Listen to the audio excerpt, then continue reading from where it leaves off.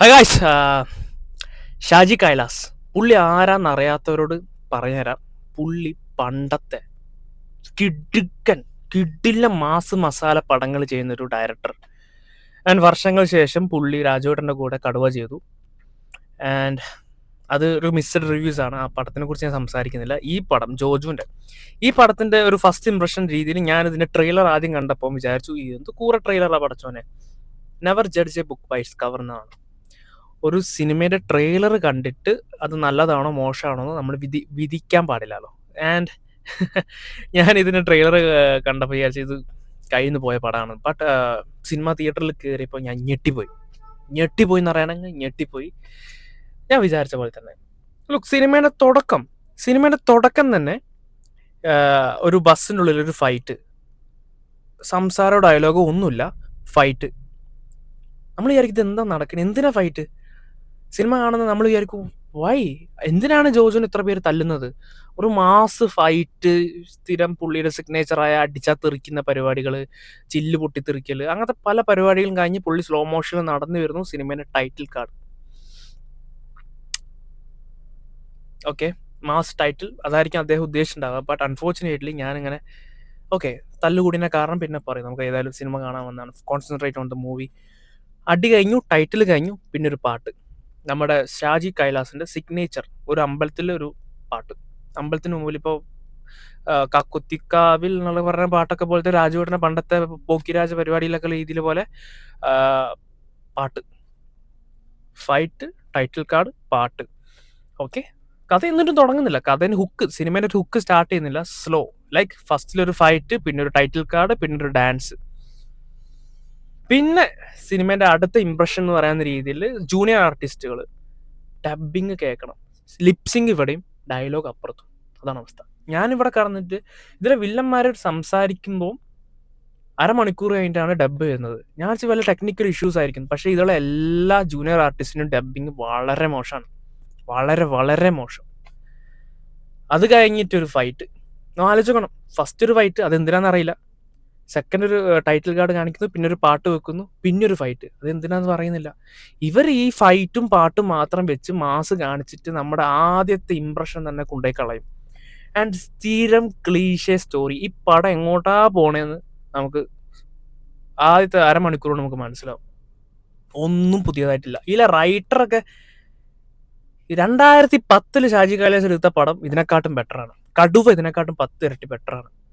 ഇതാണ് അവസ്ഥ. പടം നിങ്ങൾ ടിക്കറ്റ് കൊടുത്ത് സിനിമ കാണാൻ പോവുകയാണെങ്കിൽ നല്ലോണം ആലോചിച്ചോ. വെറുതെ സാമിനൊക്കെ തമിഴ്നാട്ടിൽ നിന്ന് വിളിച്ചു വരുത്തി കൊണ്ടുവന്നു. സാമിനൊക്കെ വിളിച്ചുകൊണ്ടുവന്നിട്ട് മ്യൂസിക് ഇറക്കി. മ്യൂസിക്കൊന്നും അന്നബദ്ധം. 4 കൊറിയോഗ്രാഫർ ഉണ്ട് ഫൈറ്റിനൊക്കെ. എന്തിന്? ഇതിൽ പടം മൊത്തം ഫൈറ്റും ഒരു 5 പൈസക്ക് കണ്ടിരിക്കാൻ പറ്റാത്ത ഫൈറ്റ്. ഇതിൽ ഷാജി കൈലാസ് കുറെ ക്യാമറ ആംഗിൾസ് ഒക്കെ പിടിക്കുന്നുണ്ട്. തലവേനെടുക്കുന്ന രീതിയിൽ ക്യാമറ അങ്ങോട്ട് കൊണ്ടുപോകും, ക്യാമറ ഇങ്ങോട്ട് കൊണ്ടുപോകും, കാറിന് അടി കൂടെ ക്യാമറ കൊണ്ടുപോകും. അണ്ടർ വാട്ടർ പരിപാടി വരെ ഇവർ പിടിച്ചിട്ടുണ്ട്. പഴയ ചിന്താഗതിയിൽ പുതിയ ടെക്നോളജി വെച്ച് പടെടുത്ത പോലെ. ഞാൻ സിനിമയെ കുറിച്ച് ഞാൻ അഭിനയിക്കാറില്ല, ഡയറക്ടർ ചെയ്യാറില്ല, ഒന്നുമില്ല. കാണുന്ന സാധാരണ ഒരു പ്രേക്ഷകൻ എന്ന നിലയിൽ നമുക്കിത് പണ്ടത്തെ സിനിമ എക്സ്പീരിയൻസ്, വളരെ പണ്ടത്തെ സിനിമ എക്സ്പീരിയൻസ്. എനിക്ക് ഷാജി കൈലാസിൻ്റെ പഴയ പടങ്ങളൊക്കെ ഭയങ്കര ഇഷ്ടമാണ്. ബട്ട് ദിസ് മൂവി, പൊന്നു മക്കളെ, ഇതിൽ അഭിനയിക്കുന്നവരൊക്കെ ഭയങ്കര ഡ്രാമാറ്റിക് ആവുമ്പോൾ ആരും എടുത്തു പറയുന്നില്ല. ഒരു നടന്മാരും നടിമാരും ഞാൻ എടുത്തു പറയുന്നില്ല. എല്ലാവരും, ജൂനിയർ ആർട്ടിസ്റ്റ് വരെ വെറുപ്പിച്ച പടം. അൺഫോർച്ചുനേറ്റ്ലി ഈ പടം കാണാൻ ഞാൻ എൻ്റെ തിയേറ്ററിൽ 10-25 പേരുണ്ട്. എല്ലാവരും ഫോണിൽ കളിച്ചിരിക്കുക. എല്ലാവർക്കും ഒരേ ടിക്കറ്റ് കൊടുത്ത് തിയേറ്ററിൽ കയറി. നമുക്കറിയാം, അടി തുടങ്ങി, ഫോൺ നോക്കാം, കഥ വരുമോ, അടി. പിന്നെ ഞാൻ ഒരു സിമ്പിൾ എക്സാമ്പിൾ പറയാം. പണ്ട് സീരിയലിലൊക്കെ ആണെങ്കിലും സിനിമയിലായെങ്കിലും സിനിമയിലെ പ്രധാന കഥാപാത്രങ്ങളെ വില്ലന്മാർ കൊല്ലുന്നത്, ഓക്കെ, ഈ വില്ലനെ കൊല്ലാൻ നേരത്ത് നമ്മൾ ഓർമ്മിപ്പിക്കും ഇവരെ കൊന്നത്. എന്തിനാ? നമുക്ക് സങ്കടം വരാൻ. പണ്ടൊക്കെ അത് വർക്കൗട്ടാവും. ഇപ്പോഴും അതന്നെ പരിപാടി. ഇതിലെ ചില കഥാപാത്രങ്ങളെ കൊന്നത് റീവൈൻഡ് നമ്മളെ കാണിപ്പിച്ച് തന്നിട്ട് നമ്മളെ ഓർമ്മിപ്പിക്കാൻ വേണ്ടിയിട്ട്. എന്തിന്? നമുക്ക് വില്ലനോട് ദേഷ്യം വരാൻ. ആർട്ടിഫിഷ്യാലിറ്റി. ഇവിടുന്ന് ഇവർ ഈ സിനിമയിൽ റഷ്യയിൽ നിന്നും നൈജീരിയയിൽ നിന്നും അമേരിക്കയിൽ നിന്നൊക്കെ ആൾക്കാരെ കൊണ്ടുവന്നുണ്ട് ഫൈറ്റിന്. ഷാജി കൈലാസ് അണ്ണന്റെ ചിന്ത എന്താണ്? നമ്മൾ ഇതുപോലത്തെ ഫോറിൻ ആൾക്കാരെ അടിച്ചിടുന്നത് കാണുമ്പോൾ കൈയടിക്കുന്ന ചിന്താഗതിയാണെന്നാണോ? എനിക്ക് മനസ്സിലാവുന്നില്ല. ആൻഡ് ഇതിൽ ഡിഫൻഡർ കാറൊക്കെ കാറ് വെച്ചിട്ടൊക്കെ ഒരു കളി, ജീപ്പ് വെച്ചിട്ടൊക്കെ ഒരു കളി. 2.5 മണിക്കൂർ മാൻ. നിങ്ങൾ സിനിമ കണ്ടിട്ട് നിങ്ങൾ നിങ്ങളുടെ വിലയേറെ അഭിപ്രായം താഴെ പറയാം. ഇതിപ്പോൾ എൻ്റെ അഭിപ്രായമാണ്, ഞാൻ ഈ സിനിമ കണ്ടിട്ട് എൻ്റെ അഭിപ്രായമാണ്. പക്ഷേങ്കിൽ എനിക്ക് ഉറപ്പാണ്, ഈ സിനിമ കാണുന്ന 100% ആൾക്കാരും, എനിക്ക് 100% ഉറപ്പാണ്, അല്ലെങ്കിൽ ഇന്നേ വരെ സിനിമ കാണാത്ത ആൾക്കാർ തിയേറ്ററിൽ പോകേണ്ടി വരും അവർക്കൊരു ഫ്രഷ് എക്സ്പീരിയൻസ് കിട്ടാൻ. കുറേ സിനിമ കണ്ടവർക്ക്, സിനിമ തിയേറ്ററിൽ പോയി കാണുന്നവർക്കും കുറേ സിനിമ കണ്ടവർക്കും ഈ സിനിമ എന്തിനെടുത്ത് വെച്ചാൽ, ഞാൻ പറയുന്നല്ലോ, starting fight, title card, song, fight എന്തിനാണെന്ന് പോലും പറയുന്നില്ല. സിനിമയുടെ അവസാനത്തേക്കെല്ലാം പറഞ്ഞിരുന്നുണ്ട്, spoon feeding at the peak. ഞാൻ വിചാരിച്ചു ഈ 2026 ഇറങ്ങിയ ഏറ്റവും അപരാധ പടം കാട്ടാളനാണ്. ബട്ട് ദിസ് മൂവി നമുക്ക് ആ ഒരു ലിസ്റ്റിലേക്ക് ചേർക്കാം.